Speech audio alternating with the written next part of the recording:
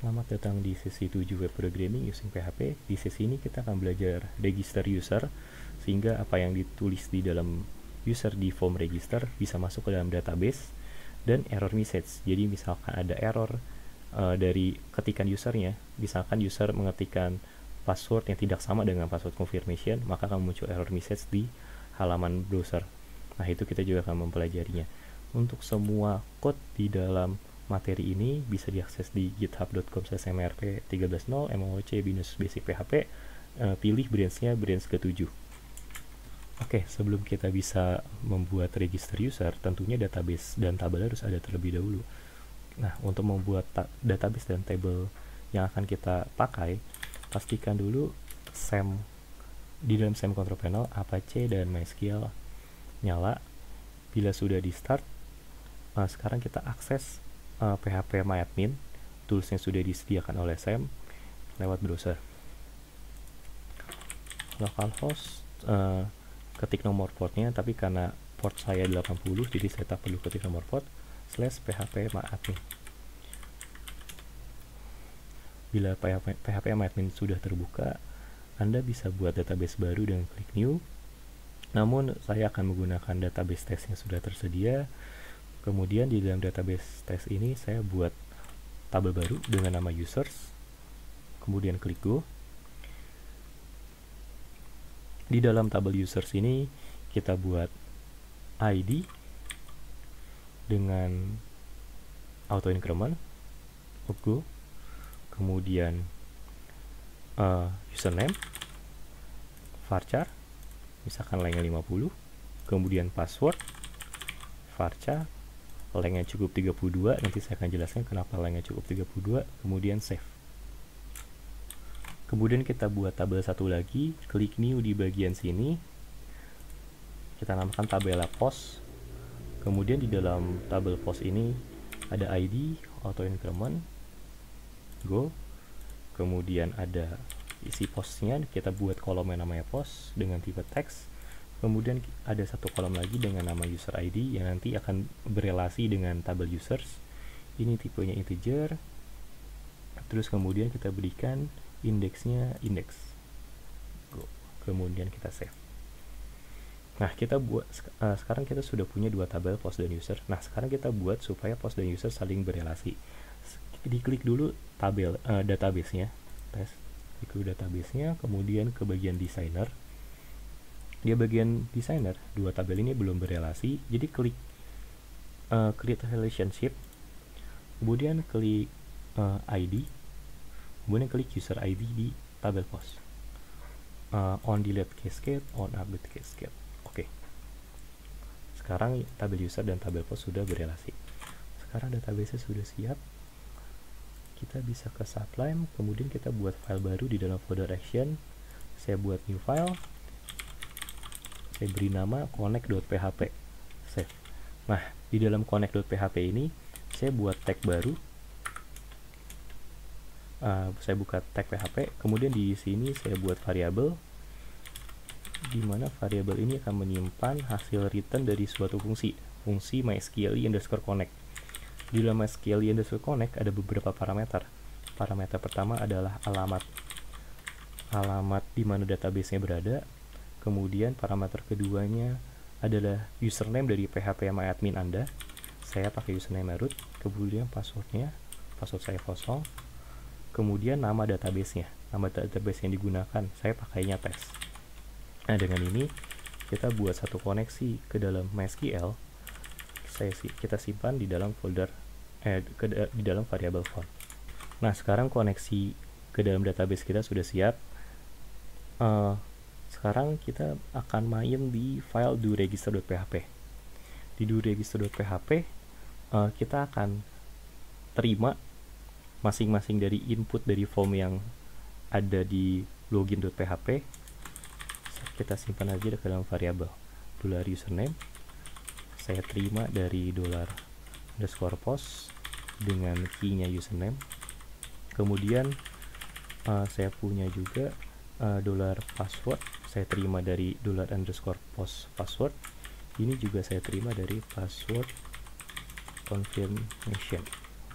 Nah, tiga variabel ini kita akan lakukan operasi validasi. Kalau misalkan ternyata validasinya nggak cocok, kita akan lempar balik ke halaman login.php.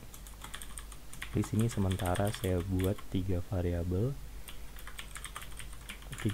dengan isinya string kosong. Yang satu variabel untuk menyimpan error username, yang satu untuk menyimpan error password, satu lagi untuk menyimpan error password confirmation.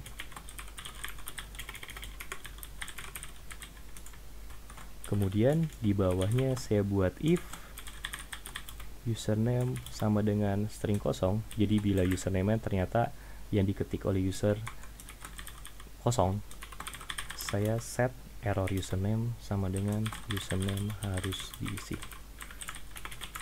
Kemudian jika passwordnya kosong, juga saya lakukan hal yang sama, error password sama dengan password harus diisi. Kemudian jika password confirmation tidak sama dengan password, gak cocok, maka error password confirmation itu isinya tidak cocok, saya bilang password tidak sama. Karena pada awalnya tiga variabel error yang kita punya, pertama kali string kosong isinya, maka bila ada satu aja variabel error kita yang berubah menjadi bukan string kosong lagi, pasti ada error dari input user. Berarti input usernya ada yang tidak valid. Bila begitu, kita akan lempar balik ke halaman login.php dengan pesan error tertentu. Nah, berarti kita bisa cek di bawah, di bagian bawah kita bisa cek kalau misalkan ada satu aja yang tidak kosong lagi. Jadi saya bisa buat if seperti ini.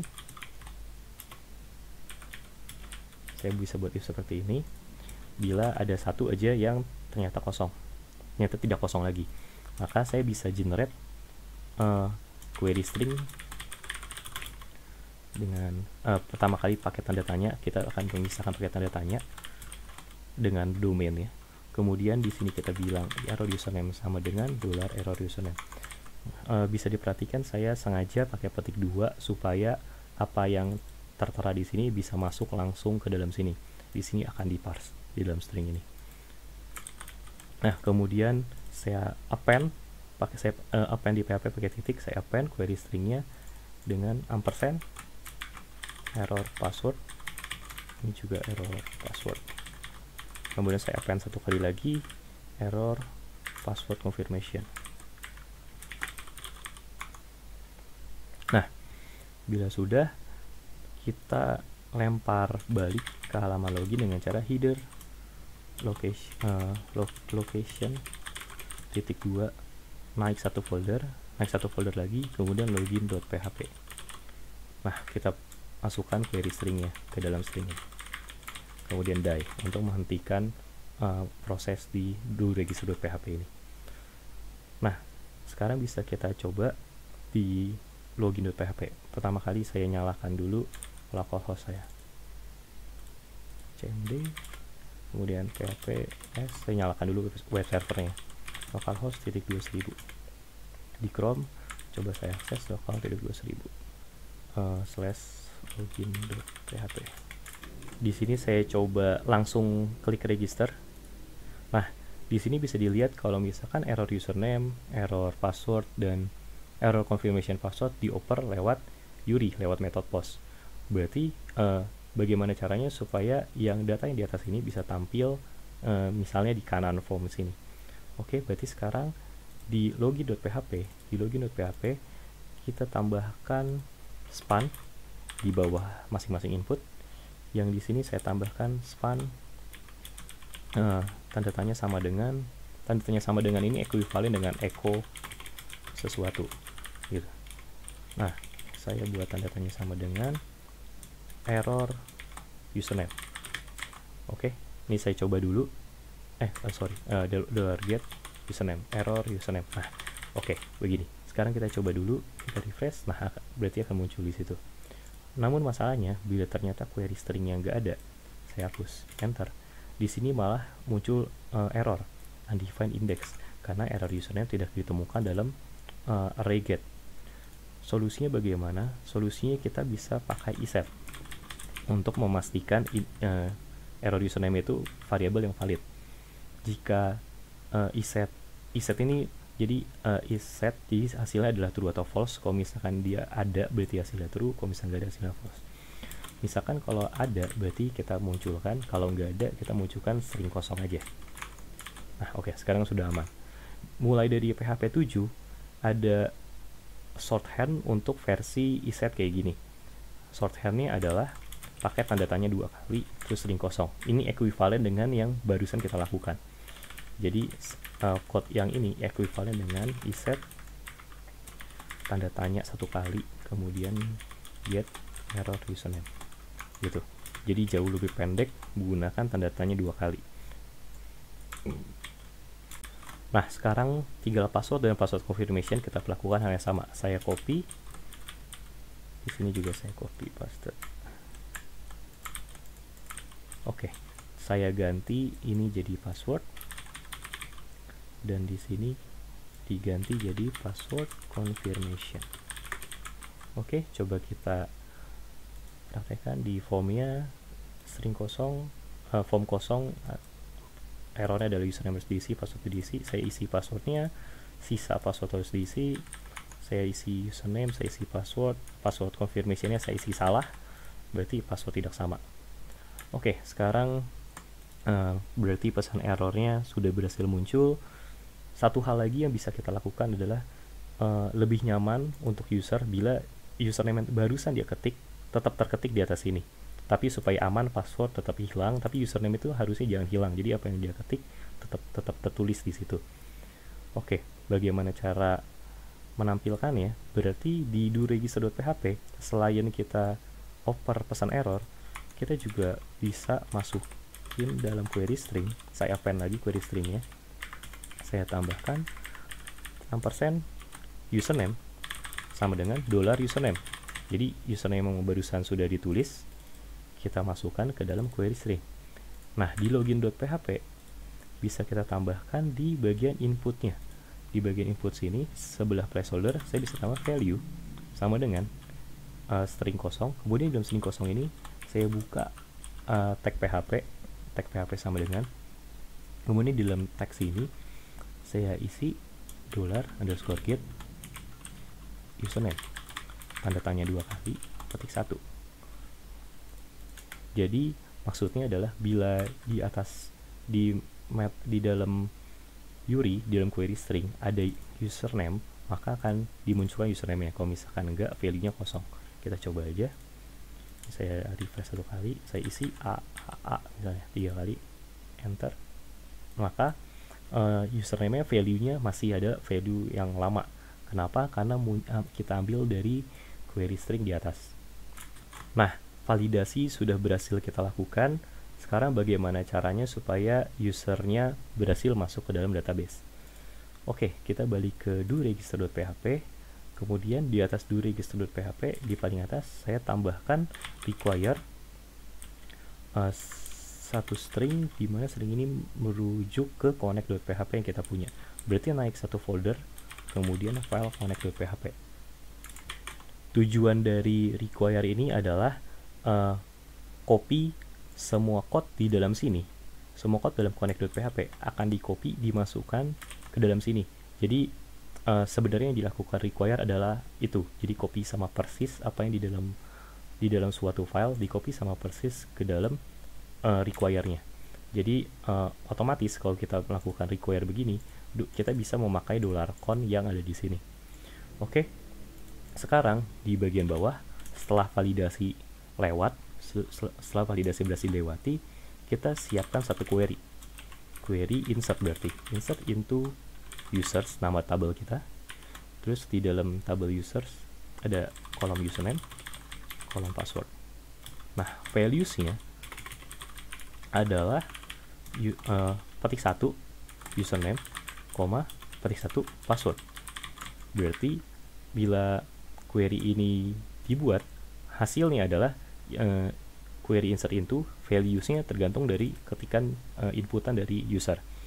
Nah, supaya aman, passwordnya jangan disimpan berupa plain text, tapi berupa hasil hashing. Kita pakai hashing MD5 misalnya. Seperti ini. Nah, inilah alasan kenapa tadi saya buat kolomnya 32 karakter. Karena hasil hashing dari MD5 sudah pasti 32 karakter. Begitu. Nah, sekarang query sudah siap, tinggal kita jalankan supaya masuk ke dalam MySQL. Kita bisa pakai fungsi MySQL i_query. Parameter pertamanya adalah koneksinya. Kita simpan dalam variabel $count tadi. Kemudian $query-nya, isi query-nya apa. Nah, sekarang sebenarnya data sudah berhasil masuk, berarti kita lempar balik lagi ke halaman login.php untuk mengabarkan ke user bahwa data sudah berhasil terregister, user sudah berhasil terregister. Saya buat satu query string dengan stringnya message sama dengan registrasi berhasil. Kemudian header location saya lempar balik ke login.php, saya masukkan query stringnya, kemudian di bawah sini die untuk memastikan semua statementnya selesai, tidak dijalankan lagi do register.php. Oke, kita coba aja. Saya registrasi user baru dengan nama test, password test, password confirmation test, register. Oke, di sini message sudah berhasil muncul, registrasi berhasil.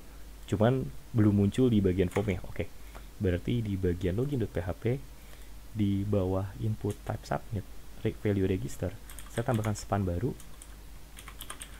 Saya echo juga $_get